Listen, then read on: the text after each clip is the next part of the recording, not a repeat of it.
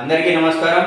ఈరోజు కోయిలకుంట్ల వాస్తవ్యులైన పెనుగొండ రాజన్ బాబు గారి పుట్టినరోజు సందర్భంగా అలియాస్ బబ్లు పుట్టినరోజు సందర్భంగా ఈరోజు కోయిలకుంట్ల వికీ ఫౌండేషన్ ఆధ్వర్యంలో నిరాశ్రయులకు అన్నదానం ఏర్పాటు చేశారు.